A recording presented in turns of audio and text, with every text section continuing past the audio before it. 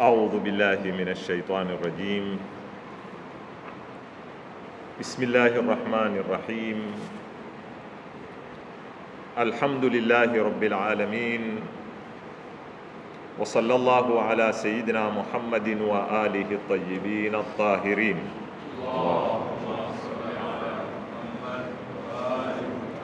اللهم أدخل على أهل القبور السرور، اللهم أغني كل فقير، اللهم أشبع كل جائع، اللهم اكسو كل عريان، اللهم اقضي دين كل مدين، اللهم فرج عن كل مكروب، اللهم رد كل غريب، اللهم فك كل أسير، اللهم أصلح كل فاسد من أمور المسلمين، اللهم اشفي كل مريض، اللهم سد فقرنا بغناك، اللهم غير سوء حالنا بحسن حالك، اللهم اقضي عنا الدين وأغننا من الفقر إنك على كل شيء قدير.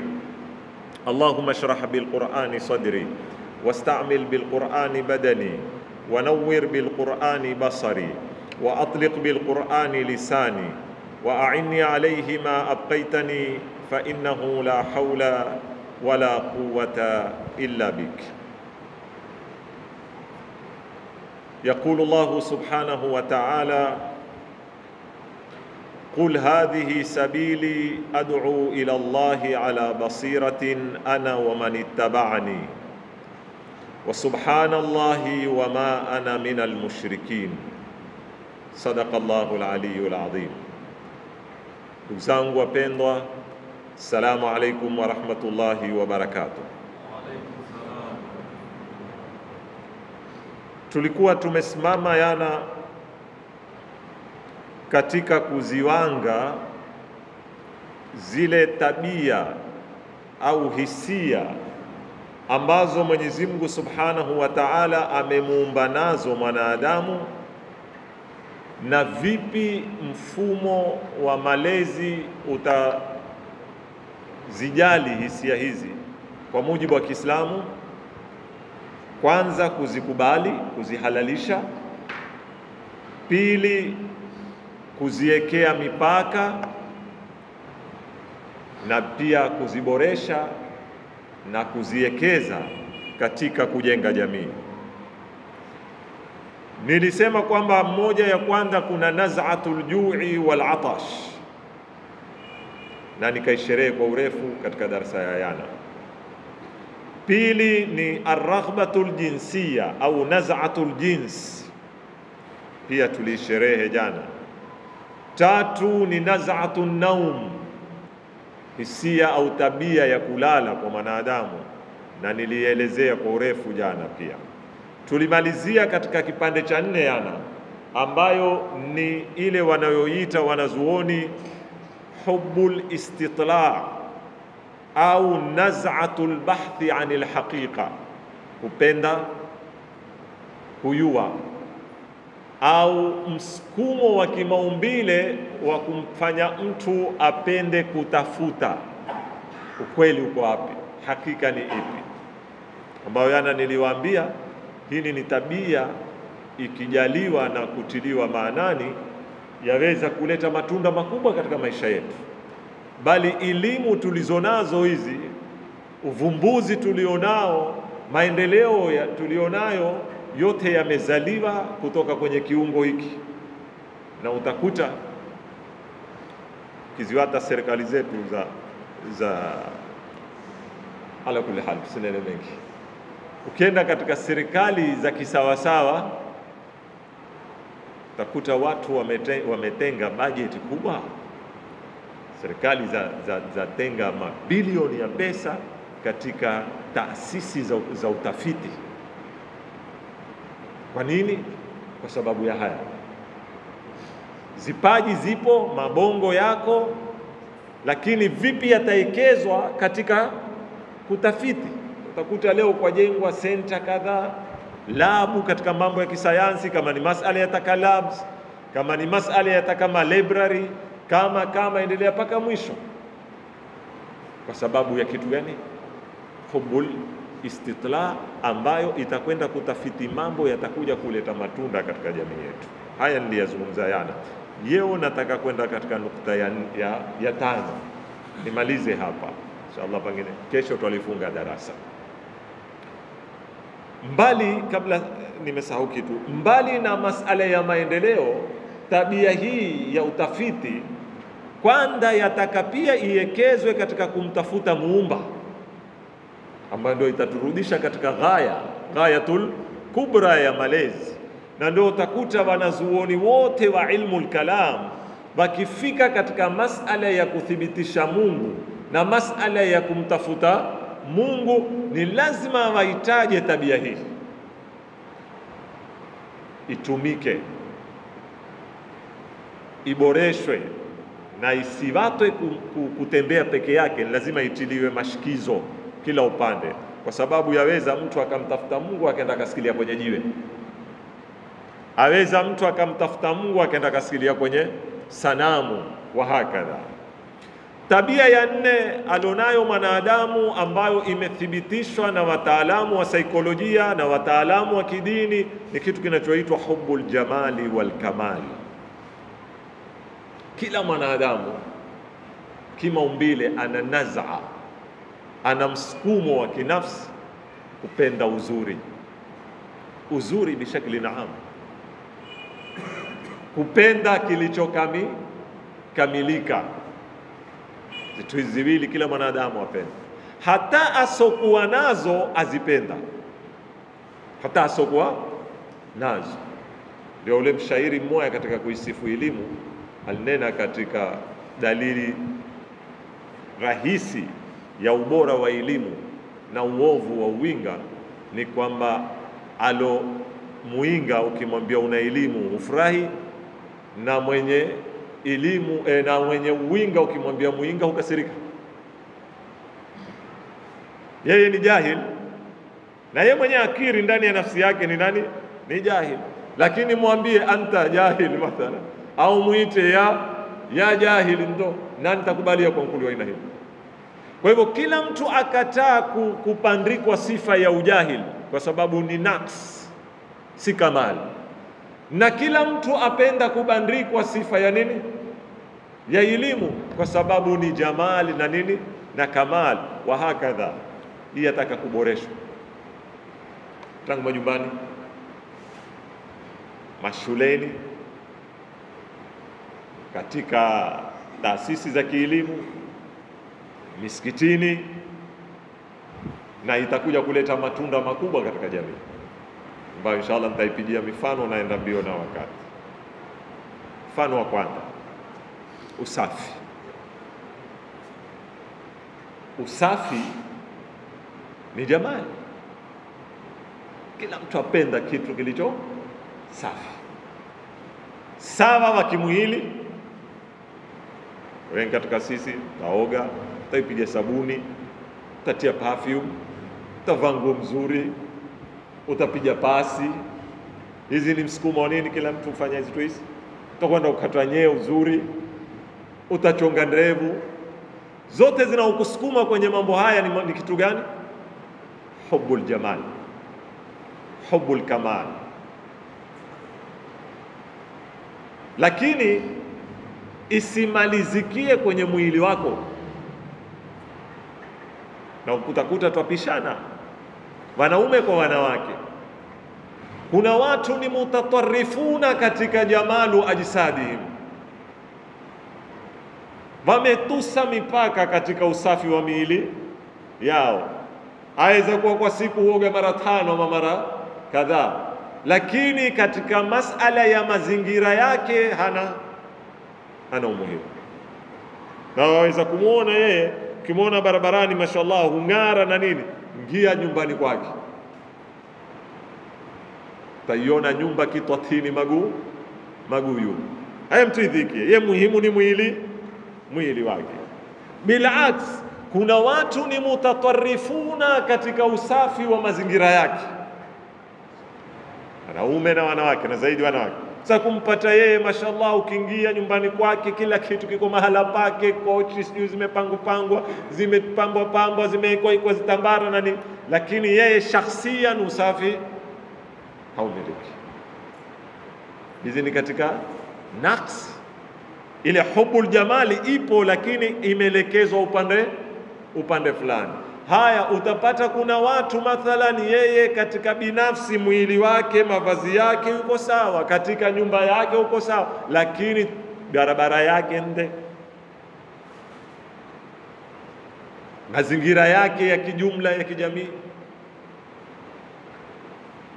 Sasa katika tatizo moja leo hapa kwetu mwi wetu Waamu ama kaunti yetu hapa kisiwani zaidi, ambayo yapigwa mayowe sana, ni masala ya usafi katika miji yetu. Na kweli watawala wa kisiasa ni wahusika wa mambo haya, wao ndio wahusika wa humui. Pili, wao wamepewa muwazana, wana budget ya mambo haya, wana wafanyikazi wa mambo haya, wana wizara ya mambo haya, lakini yaishia hapo usafi? Mujtamaa una tatizo pia la usafi. Kwa hivyo wakati wa kuwashambulia wanasiasa kwa matatizo yao tutawashambulia, na wakati wa kurakibishana sisi kwa sisi ni lazima tufanye nini? Turakibishane, kwa sababu udhaifu uko pande zote, na hii ni hisia ya hubul jamal, yenda ikipotea, ikifa katika jamii zetu kwa sababu ya mambo fulani, pupa. Saa nyingine kila mtu hataki kubakisha chochote. Kama mitaa imezojengwa, ukijiuliza wewe, umeambiwa uwate futi 3 huku na futi 3 huku, na uweke mipango ya ule mtaa, kila mmoja hunyang'anyia ataka kuingia kwenye futi za mwingine. Wenda unazo wapi? Kesho maiti utamtoa iye hapo ndani ya nyumba. Hamuoni nyinyi zitu zile? Lakini kisha tutaketa nena, ni kweli kuna wizara physical planning na nini, lakini wizara ni wewe mwanzo. Kwa wapi ile hisul jamal kwako, hisul kamal? Leo ukienda kwenye mia watu yeo kule utaiona mii imepangika, barabara zimeshuka msururu mmoja. Kwa nini? Futi moja na futi 2 hunyang'anyiwa, kila mmoja hata kutoa nafasi ya mwendani wake. Ni katika kufa hisia hii ninayozungumza mimi, hubbul jamal wa hubbul kamal. Nimeanza kwenye usafi, nimekwenda kwenye mipango. Kitu haya si mambo ya, mimi hupenda sana kunena, haya ni mambo yako ndani ya Uislamu, si mambo ya kungoja kuetewa sisi. Ingia kwenye misikiti wewe, umepanga zitu, umeweka tupa zitu, hakuna ile hubbul jamal, hakuna. Mabarabarani hatuna hubbul jamal. Beangalia leo mui wetu, bila ya kuingilia watu fanya biashara zao, wasinene tumekuwa mahasidi, imekuwa ndia hakuna tena. Badala ya duka, lango wa duka, na kila mtu amekuwa mbele yake, huongezwa kibanda tu. Imekuwa tangu mwanzo wa usita wa mui mpaka mwisho, huku na huku nzibanda za ziada zile unaweza za kuongezwa kwa yu, tutakwenda mpaka tutaka kuambatana, mpaka tu sitakuwa haipiti tena. Si tu ile ni usita wa mui, ile ni main road, lazima ibaki kuwa pana. Yani haifai kubaki kuwa pana, haifai. Imekuwa kila mwenye baraza hujenga kibanda nje, kila mwenye sijui kadhaa huvuta kibanda nje. Nenda wapi shekhe na unumui sisi? Na si mgeni anayekuja kutuharibia mui. Tunyamaze kuimba nyimbo za kuisita kwenye tini ya aibu zetu. Si wageni wanaokuja kuharibu unumui, ni sisi wenyewe ndio tunauharibu unumui. Ni sisi wenyewe ndio tunaotoa nafasi ya kuharibiwa unumui, na mgeni akaja kumaliza. Na ukinena maneno haya kila mmoja utakwambia Sasa tutapata wapi kazi? Kwani kazi siku zote ya zibanda? Kwani mahonda si imeanda yuzi na yana, kabla ya mahonda unumui wote walikuwa kifa kwa ndaa. Lakini hoja kubwa siku hizi imekuwa ukitaka kupinga kitu ambiwa basi watafutie vijana kazi. Sasa kabla halipokuwa hakuya ya mahonda huku watu walikifa kwa ndaa. Tani mambo haya. Mbona kujenga hamtaki? Hakuna fundi wa kujenga mpaka uote kutoka nje. Kwa siku shilingi 1000. Mbona mtaki? Mbona hamneni kazi hizi? Sasa tuate kujisita nyuma ya aibu zetu na kutukua pazia ya wageni kuiweka kwenye uso wetu kwamba wamekuja kutuharibia. Kuna mtu alikuwa kutuharibia mui tumeuharibu wenyewe. Mimi na wewe ndio tumeanza, na kila panapoharibika tuharibu ni sisi wenyewe, kwa sababu ya kukosa kitu kinachoitwa hubbul jamali wa hubbul kamal. Pamba mahala jamal almanzar. Hadithi inatuambia hiye, inna Allaha jamilun. Uziimba tu sisi hizi hadithi ama twazijua maana yake? Wakati wewe unapofundishwa kutoka mdogo madrasa unene inna Allaha jamilun yuhibbul jamal. Ma maana hubbul jamal? Ndio hii. Hata msikitini atakana jamal. Somani fiqhi. Ukia ukiswali msikitini uwe msafi. Ukia kuswali msikitini ujitie mafuta mazuri. Zile hadithi tu zazipita tu, kwa sababu Uislamu sisi kwetu taswira hizi sijui tutazitoa lini. Sisi Uislamu kwetu kila ukiwa mchafu yao ndio wali zaidi wewe. Kiwa umevaa nguo yao haziangaliliki wewe, basi ndio pepo utakuwa katika jannatul firdaus. Na kila kiwa wewe umevaa uzuri zaidi wewe uko mbali na Mungu wewe. Hata zipimo zetu za kupima watu ziko hivyo. Taziraka nguo wewe ukitaka kuonekana ni shekhe waliyu min awliyail la, na hata kama haiyararuka kando yako irarue, utie kiraka, usipige pasi, usioge, umeelewa? Usitie mafuta mazuri, usivai kando nzuri. Pata na tasbihi moya kama kandili uangate, basi utatangazwa kwenye mui. Kila mwenye nadhiri atakuwekea wewe, kila mwenye dua atakuya kwako, atakuwa wewe ni wali min awliya illah. Ma hadha din? Imetoka wapi dini? Dini ya uchafu. Kisha sisi hadithi ya kwanza mesomeshwa faslul awwal, alislamu nadhifu. Sio kuna muislamu hakuhifadhi hadithi hii? Na kwa nini ule mwenye kitabu cha hadithu mukhtara akaitaua hadithi hii ndio ya kwanza katika hadithi 120? Sio zile al-ahadithul mukhtara huitwa. Hadithi ya kwanza tuambiwa yeye al-islamu nadhifun fatanadhafu. Uislamu ni usafi, kwa hivyo jisafi. Kisha fa innahu la yadkhulul jannata, hangii peponi isipokuwa mtu msafi. Hangii peponi. Baba na wao watakwambia ni usafi wa moyo.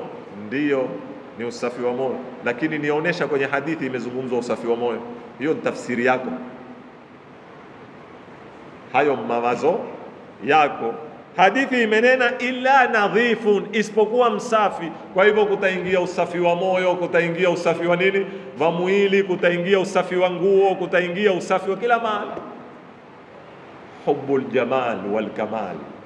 Hii ni naz'a ambayo katika system ya kimalezi yataka ikuzwe.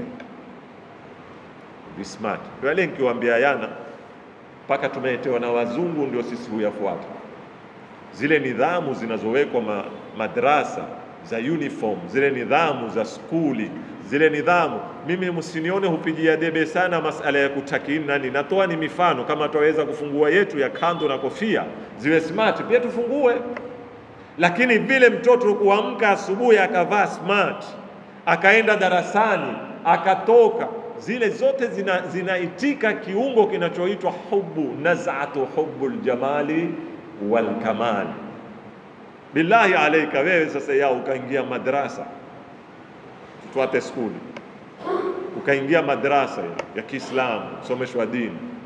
Ulipoingia ndani ya klasi ukayaona mabao yamepangika laini moya, watoto waketizie, wavee nguo sampuli moya, zote safi nini, wewe utatoka na picha gani pale?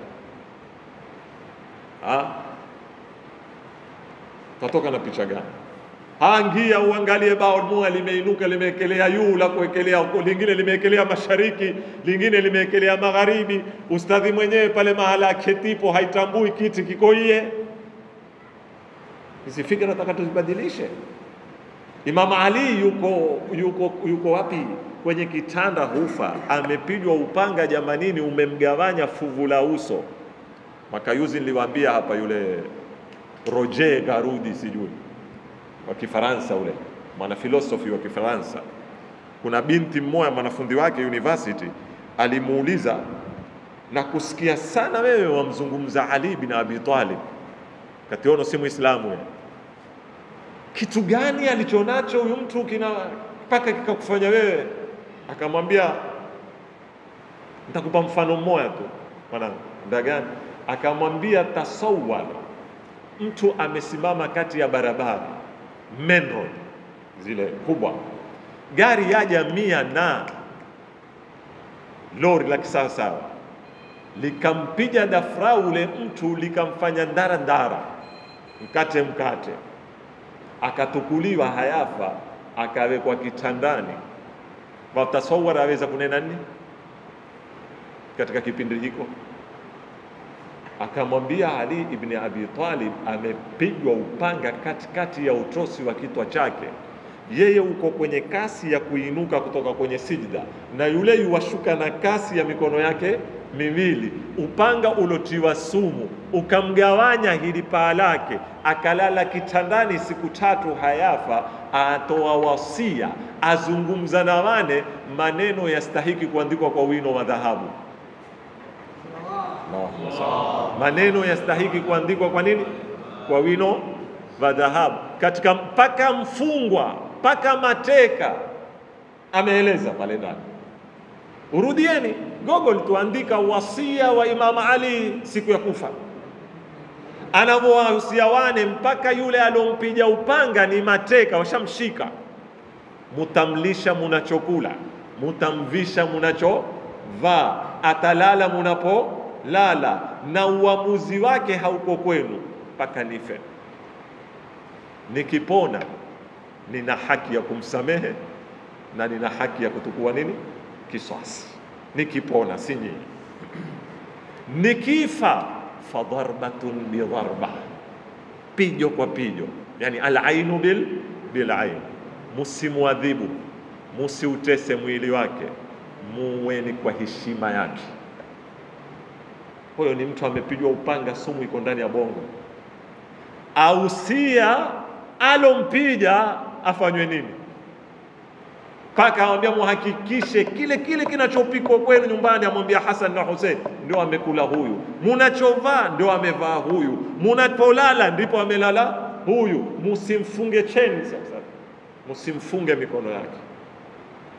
Kisha waambia Allah fil aitam, na wausia wanangu mayatima, la taghubbu afwahahum, musifanye midomo yao ya siku mukikumbuka kama yao paka Ramadhani. Maana ghab ni ile zurghiban tazdad hubban, ni ufanye kitu ukiwata kwa season. Kwa hivyo musiwaangalie mayatima kwa season, wawe ni ishu kila siku katika nini? Maisha yenu. La taghubbu afwahahum, Allah fil Qur'an, na wausia na Qur'an, musikubali asokuwa nyinyi aifanyie kazi kabla yenu. Subhanallah, maneno yanazungumza Imam Ali. Bani wasokuwa sisi nani wasokuwa sisi jamani? Makafiri. Nyinyi mulaambiwa mbee, afala yandhuruna ila al-ibili kaifa khuliqat wa ila as-samai, balo anda mbee kwenda mbinguni kwenda kuchunguza wanyama. Nani? La yasbiqannakum, asiwatangulie asiyekuwa nyinyi kuifanyia kazi hii Qur'an. Allah fi salam, sala katika wasia aliohusia. Nataka kufika mwisho hapa usiku. Mwisho akaniambia, akimwambia Hassan na Hussein, usikuma, na wahusia nyinyi watu wawili, wanangu wawili, wa kullu man balaghahu kitabi, na kila atakayekufikiwa na maneno yangu haya, na yeye yametufikia, baadhi yetu twayayua na baadhi yetu kama handa kuyayua pia twaingia kwenye uwasia. Anena wa kullu man balaghahu kitabi, kila atakayekufikiwa na haya maandishi yangu nini, ittaqullaha, mumche Mwenyezi Mungu, wa nadhmi umurikum, na kuorganize mambo yenu. Hapa ndipo nipataka an-nidhamul aam. Nidhamul aam inamaanisha nini? Barabara ni ipi? Uislamu una hukumu za barabara, Uislamu una hukumu za baraza, Uislamu una kila sampuli. Nidhamu za barabara zitalindwa vipi? Utaengeza vipi balkoni wewe kama ni barabara Kiislamu kabla hajaja physical nani? Mali ya umma yatalindwa vipi? Yote ingia katika nidhamu. Usafi utatengenezwa vipi? Mipango yatakuwa vipi? Ittaqullah, mcheni Mwenyezi Mungu, wa nadhmi usikuma bitaqwallahi wa nadhmi umurikum, na kupanga mambo yenu. Bas, vipi tutapanga mambo yetu? Tukiboresha kwa hawa vijana, kwa hii jamii, kitu kinachoitwa hubbul jamali wa hubbul kamal, na usipinge ikidhihiri yaje ile kwa watoto, ichonge, usipambane nayo. Tawaona vijana wakifika age fulani, mando kama siku moja niliwaambia mimi, huwa mpaka ushike bati kuingia choni, aiza kuketi siku 3 haogi, sio? Aiza kuketi wiki habadilishi nguo, kupita kiuno kazi juni, simandia wazee. Lakini mara utaona pap, akifika age fulani ile naz'a huja ikalipuka. Hizi hisia haziji katika umri wote. Ndio ile mara utamuona sandima uko choni mpaka mama upige mayo, hayo mama mtanimalizia birikani. Akitoka nje akirudi ambadilisha nguo hii, akitoka nje akirudi ametakini kwa huku, akiketi kioni kutandanye, sio? Zile si zitu zibaya, zile ni ile hisia yalipuka sasa kwa ule mwanadamu. Atafuta kitu kinachoitwa nini? Jamal, urembo. Atafuta kitu kinachoitwa nini? Kamal. Muongoze na iboreshe. Ile itatoka kisha kwenye itatoka kwenye kutakiini, itatoka kwenye kusimama kioni, itakuja kureflect ikikuzwa katika maisha yake, katika kabati lake, katika kitanda chake, katika nyumba yake, katika barabara zake, katika jamii yake. Lakini ikipuuzwa na ikafanywa mambo, mimi nakumbuka sawa barobaro huwa wana na fikra zao wamezibuni huku barobaroni, na huku tuzimani pia ziko. Poleni, mimi upenda kwenda kishabi zaidi, nazungumza zitu chini. Utakuta sababu pia tumepitia ujana, ingawa leo tunanyeupe yani. Utakuta wewe katika age ile ya miaka 18, 19, 20, ukiwa wewe ni mtu wapenda usafi, wapenda kuoga sana, wewe una maina ubandikwa. Sijui umeelewana vizuri sana. Una maina fulani kulingana na kila kipindi kina maina yake. Kihababu, sio mara taambiwa, sijui kijana cha mama, sijui nini. Yale yote ni maina ya kutaka kuikataa ile tabia na kuivunda. Hatari yake iko hapa. Na mara nyingine wewe ikakuathiri ile kwamba usiokaonekana kijana cha mama yani, mpaka na wewe ukatoka bila kuoga, nyehu kuzitana, sijui kufanya nini, ndio uonekane wewe ni mnyama, ndio uonekane wewe ndio mwanamume sawa. Hizi zitu ziko na huku yu pia hudhihiri kwa sampuli nyingine. Safi, utasikia ulefanya safu sana, mempa mkono hata kupokea mkono mchafu. Kwa jina la Uislamu masambaza uchafu. kwamba ni Muislamu sana. Yani mtu amekuya atoka kukoroga kila kitu, mkono mchafu chafu, akia wewe umempa mkono, umemfanya nini? Muislamu nno ule, ufanya safi nno ule, mempa mkono atakure. Tume menena tasafahu, peani mikono. Tume mkwambia peani mikono michafu, utabandikwa ina. Ule koloni ule. Hizi ziko kwenye jamii. Leni mkoloni. Wale ni minal ali. Wakati kuna minal ali na mina safi. Makosa zitu hizi. Jamaa, tuatekeleza makosa dini sisi. Wewe umeona mkono wako ni mchafu, usipeane mkono kwa watu. Usiniambie dini imekwambia wewe usambaze uchafu bwana. Hakuna dini hiyo. Dini imekwambia al-Islamu nadhifun. Islamu ni usafi. Lakini utakuta tazidharau zitu kama hizi. Na tubandikana maina. Twajua ile hisia inaoitwa hubbul jamali wa hubbul kamal. Tu akipenda kuvaa vizuri, utatolewa maina kwenye mui. Ukipenda sijui kufanya kadhaa, utabandikwa fikra kwenye mui. Ya uwawa ile. Kwa nini? Kwa nini? Hii nayo saikolojia ndefu, sitaki kuzungumza.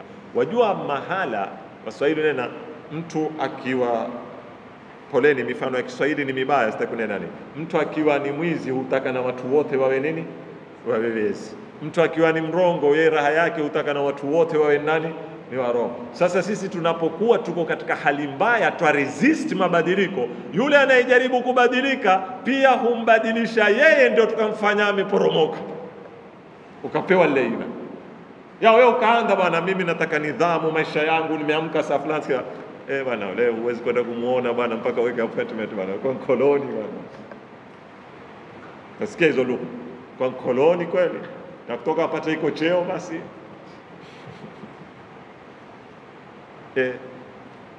Mmeniona jamani, hizo kama hizi tazifanya. Tumalize naz'atu hubbul jamali wal kamal. Nyingine ambayo yataka iboreshwe anaita ni naz'atu difai wal hifadhi. Kila mwanadamu katika hisia alizomuumba nazo Mwenyezi Mungu, kama vile amekuumba kutaka kula na kunywa, nimesherehe jambo, na vipi itatumiwa kuboresha jamii. Amekuumba kutaka matamaniwa, vipi utaiboresha. Amekuumba mathalan katika masala ya kulala, vipi usindizi una mchango katika malezi ya kijamii. Na leo nimezungumza masala ya kutafuta hakika. 4, kuna kitu kinaitwa naz'atu difai anin nafs.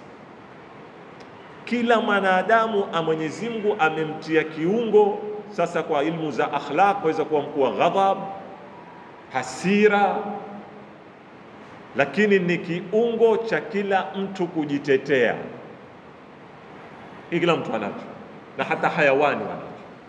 Paka hayawani hisia hii wako nayo.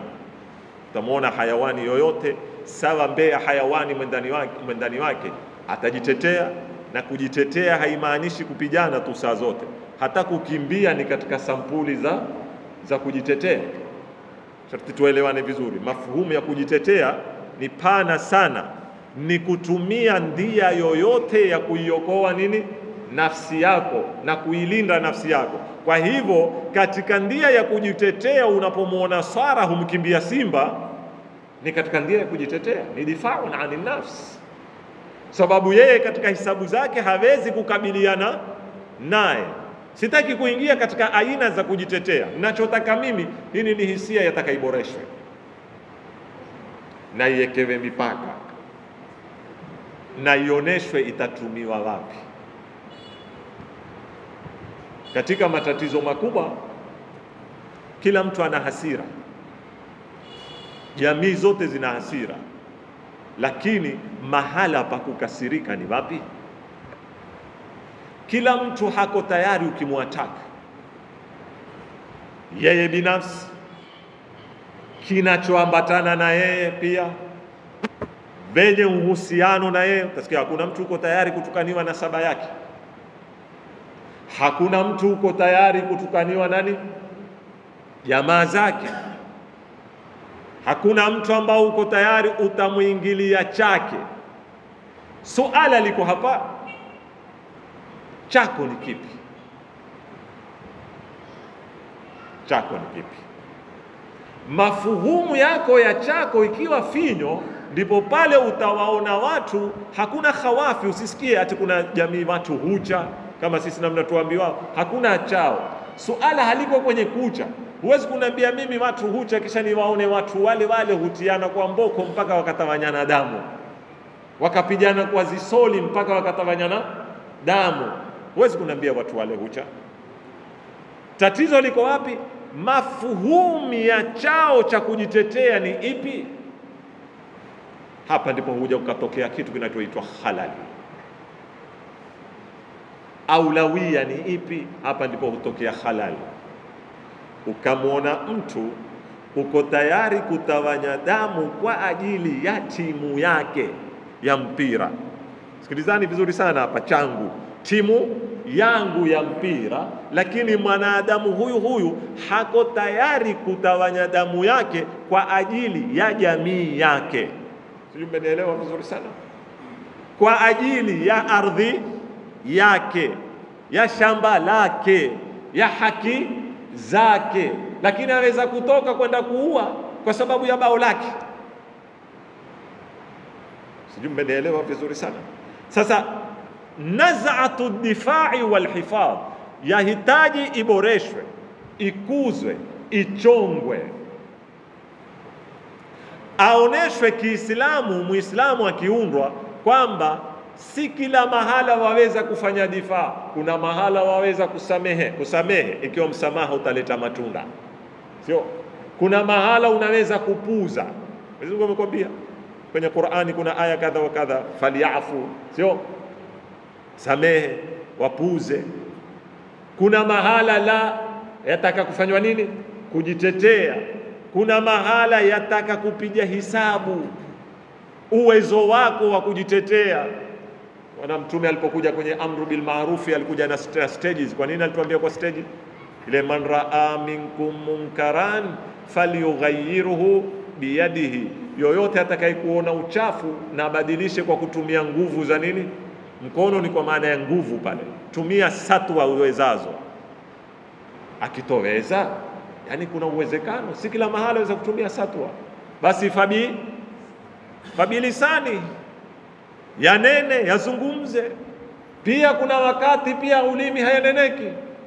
Angalia reaction, angalia nguvu mulizonazo, angalia matokeo yatakuwa vipi. Basi anena faman lam yastati' fabiqalbi. Kwa hivyo asoweza ashuke kwenye stage ya nini? Ya moyo wake, yani tukia lile tendo. Usikubali kuwa wewe ni sehemu katika lile tendo. Kwa hivyo naz'atu difai wal hifadhi anin nafs wa anil dhat wa anil muntalakat wa anil injazat, kulinda nafsi yako, mamlaka yako unazozimiliki, mafanikio yako, jamii yako, umma wako ni muhimu sana. Na mahala walipouawa Waislamu leo ni hapa ulimwenguni. Imeuliwa hii fikra ya watu kujitetea na kubadilisha. Hawakuambiwa msijitetee, la, kuambiwa hivyo.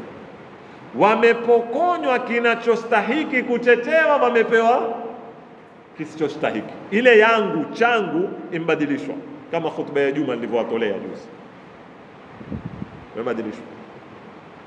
Tangu mashekhe kwa priority zao za kutetea ni ikhtilafu, na hungojewa tete katiti tu yana yambo kwa yambo kumbushana. Yana niketizie hutasafaha hizi mawaqi ijtimaia, social media, naona pap kumeze kulipuka. Nimeko hungoja mwezi kulipuka lakini mwanzo kumelipuka kabla ya mwezi. Mko hujibizana, sijui yule shekhe mwana kutoa kasida kumpokea Mama Samia, sijui yule mko kadhaa. Mekuwa ndio kama ambao walikuwa hawana la kunena. Yani big issue. Waislamu Kenya ifai mbida si bida, madha yantija. Ule ujibu, ule unini. Yani utaona tumetengenezwa ni madebe, hungoja tu kidogo mwenye kufanya nini, mwenye kugonga. Akigonga tayari ngoma utezwa na wenye kushangilia na wenye nini. Yuzi kabla ya yuzi huanwa wakati wa kufungua madhini, hunena ile ya adhim anta rabbul adhim ighfir li dhanbal adhim. Sijui haifai kunena dua hiyo, ndio nena hufaa kunena dua hiyo.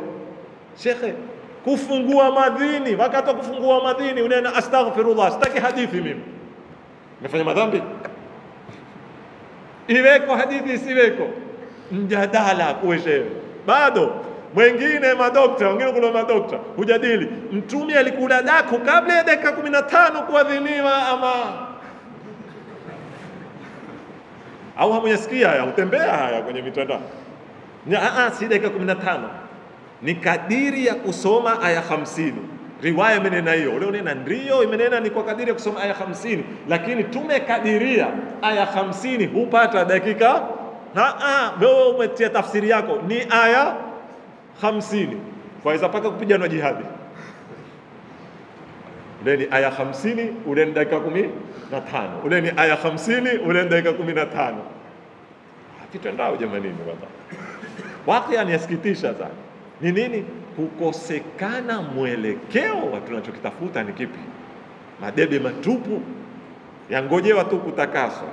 Mwisho nimalize darasa hii ya leo, kesho na nukta ya mwisho nitaka nifunge, ni naz'atu at-tamalluk. Hisia, fikiri mwazishika jamani, ni hisia. Katika hisia alomuumba nayo mwanadamu Mwenyezi Mungu ni hisia ya kupenda kumiliki.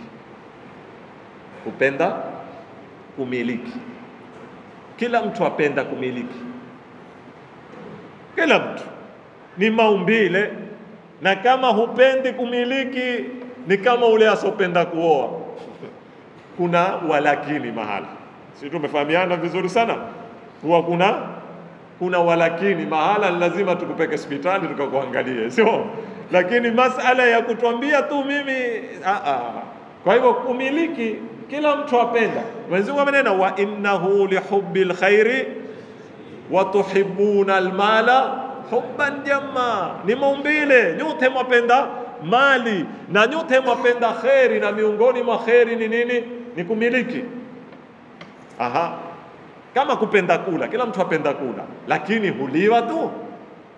Uislamu umekuja ukakwambia la, yafaa umiliki kwanza umekiri haki ya kumiliki, na umeweka hukumu za kisharia kadha wa kadha, hukumu za dhamana, hukumu za kujepa.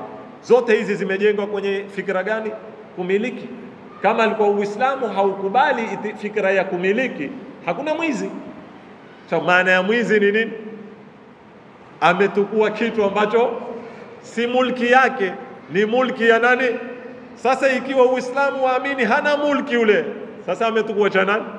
Hakuna uwizi. Sasa ukiangalia hukumu za kujepa, hukumu za ghasbi, hukumu za ijara, kuajirisha, kukodisha, kazi, hizi hukumu za muamalati zote mabniya ala al-i'tirafi bihaqqi al-mulkiyya. Leo ni kwa mkuu mimi nikwambia nijengea, unijengee, nitoe pesa nikupe. Kama zile pesa sizimiliki siwezi kukupa. Kama ijara nimekodisha siwezi kukulipa kama pesa. Kwa hivyo Uislamu ukubali kumiliki, lakini utamiliki vipi? Na ndia zipi zitamilikiwa? Kikiongozwa uzuri kiungo hiki cha kumiliki chaweza kuleta mafanikio makubwa katika jamii. Kikitumika vibaya, na nitawapa baadhi ya mifano mmoja miwili kulingana na wakati.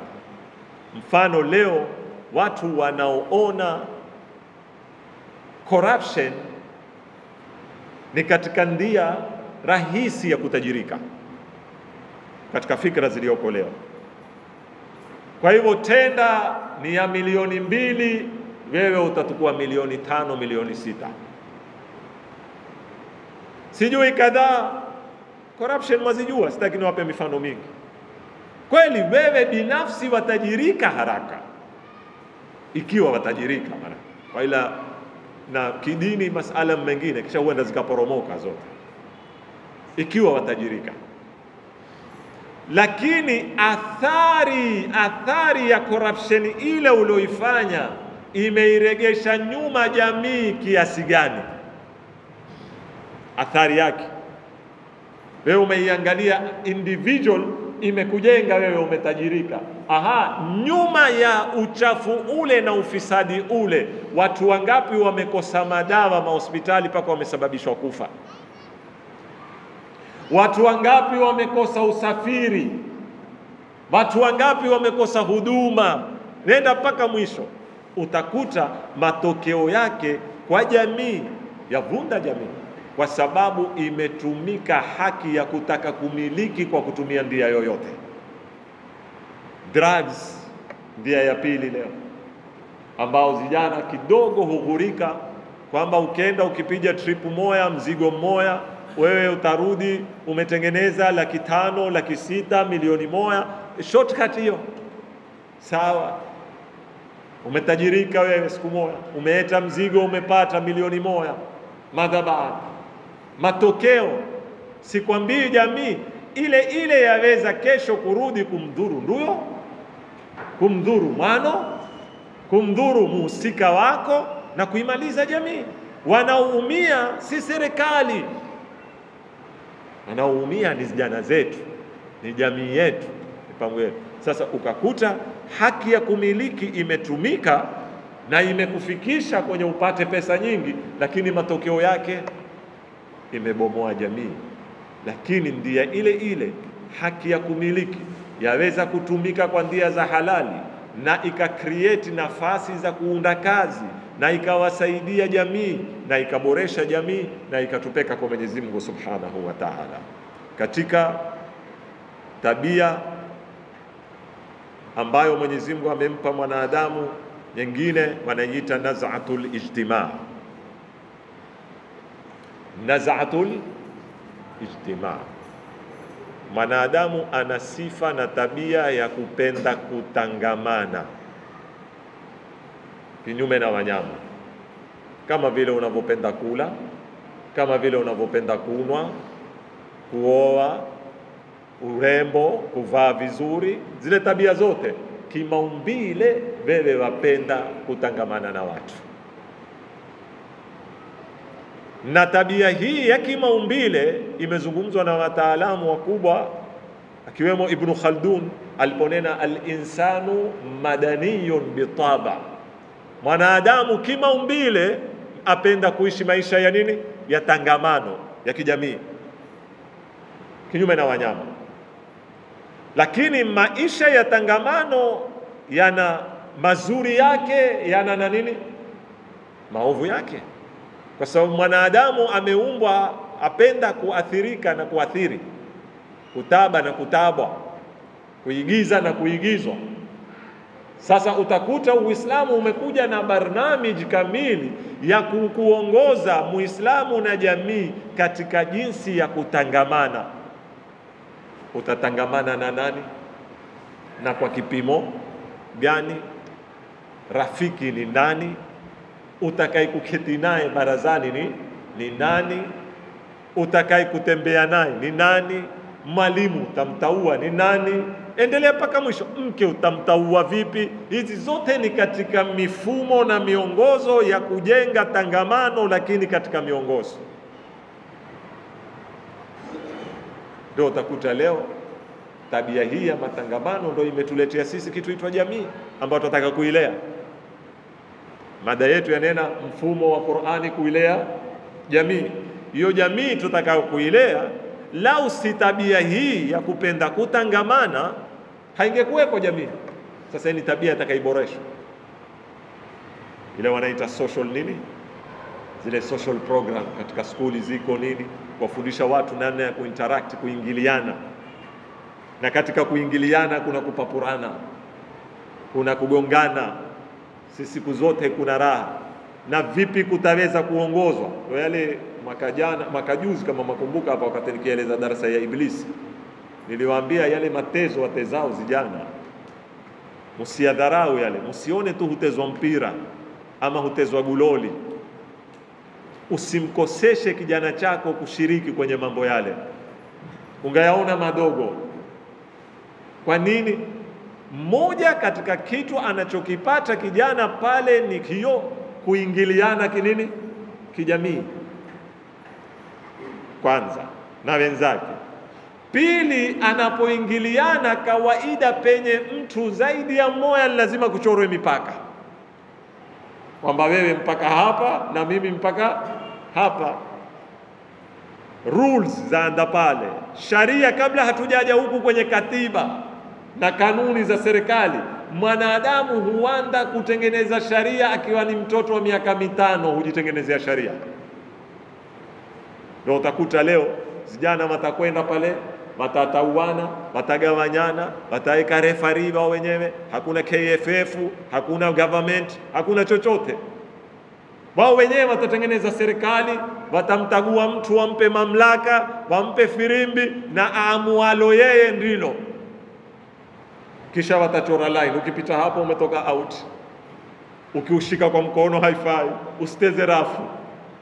Utaona ule mpira kutoka mwanzo mpaka mwisho ni nini? Ni nidhamu, ni jinsi ya kutekeleza sharia na kanuni, ni mamlaka, kuna uongozi, kuna na nani na wafuasi, na ule itia ukitwa mai hutengezwa pale pale.